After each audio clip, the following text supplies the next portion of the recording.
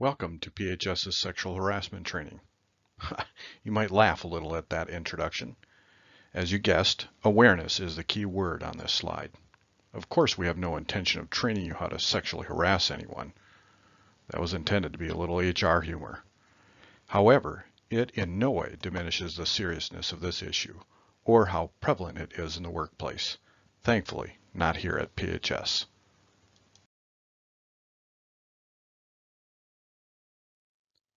You would think after nearly 40 years of heightened awareness and training, beginning back in the early 1980s, we would have seen a significant reduction of complaints about sexual harassment or inappropriate behavior in the workplace. The truth is that for the last 10 years, the number of complaints have been very consistent. Believe it or not, between 11,000 and 14,000 each year. It's still a big problem, and why we remind employees through this type of training. Here we list a number of important reasons why we see consistent training as important, especially for employees that may have never received any formal training on this topic.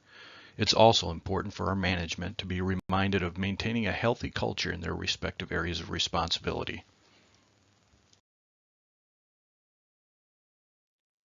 The law is very specific at both the federal and state level to ensure employees remove any form of discrimination and protect the rights of employees to enjoy a healthy work environment.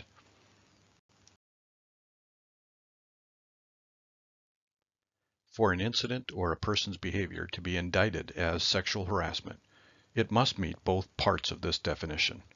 First, it must be unwelcome, either in the form of sexual advances, sexual favors, or other verbal or physical conduct of a sexual nature.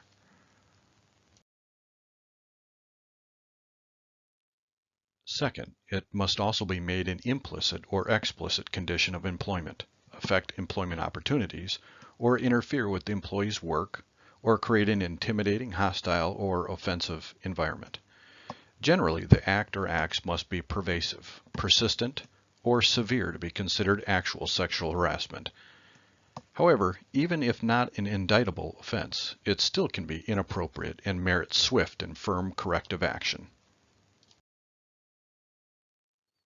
The law has divided sexual harassment in two general categories: quid pro quo or hostile work environment. We'll cover both briefly in the next couple of slides.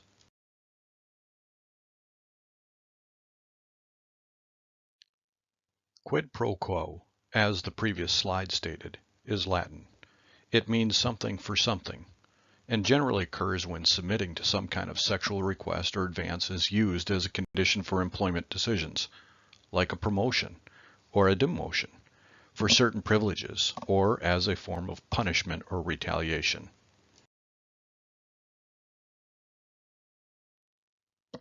Here are a few more examples you can read.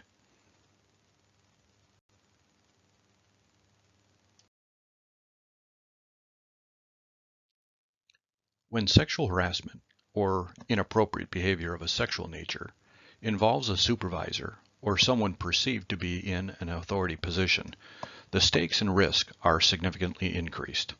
Liability may carry over long into the future, often can be applied to those involved at a personal level, and almost always leave the employer at great risk.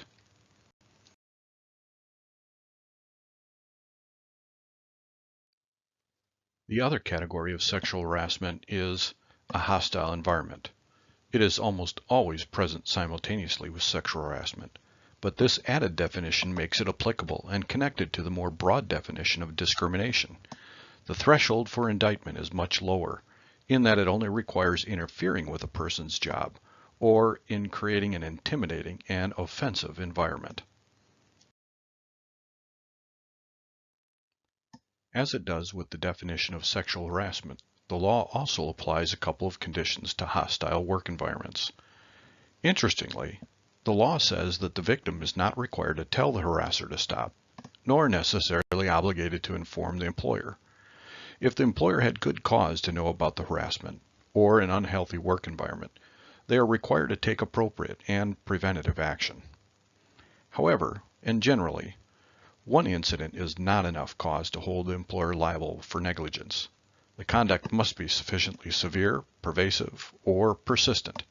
In addition, the victim must usually prove some type of grievous harm as a result of the alleged discriminatory conduct. The harm may be financial, psychological, or both.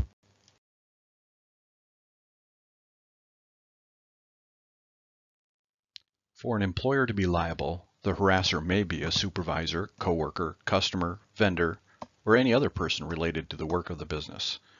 Liability increases when the incident occurs on the premises, but the employer may still be liable if it occurs off-site, especially if the event is company-sponsored or if work is being conducted.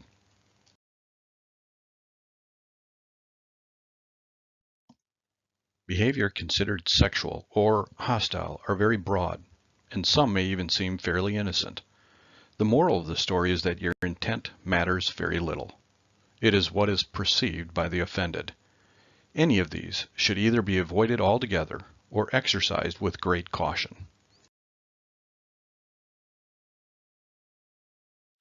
In short, here are the brief 4 requirements that dictate sexual harassment. It must be unwanted or unwelcomed, of a sexual nature or gender-based, if it's severe, pervasive, or repeated, and has an adverse impact.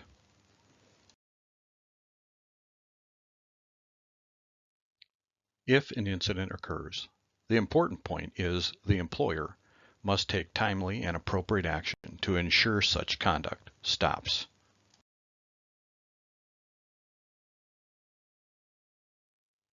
Unfortunately, if the situation cannot be resolved by the individuals, or if one is uncomfortable addressing it, and it's reported, the employer is obligated to take swift and firm action. This shouldn't make anyone reluctant to report any incidents they might observe. To the contrary, employees should feel free to report anything they or others they observe have been involved in that is inappropriate. It gives the employer the opportunity to intervene and hopefully correct the issue.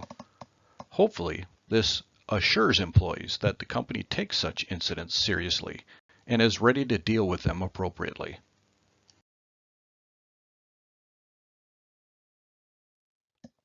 Obviously, this isn't just an employer's responsibility. Each of us has the responsibility to conduct ourselves with decency and respect. We also have the responsibility to report when it happens, cooperate in any investigation, maintain confidentiality, and not retaliate in any way.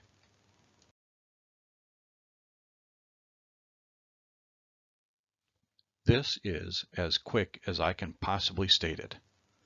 If it is sexual harassment, recognize it, prevent it, and stop it.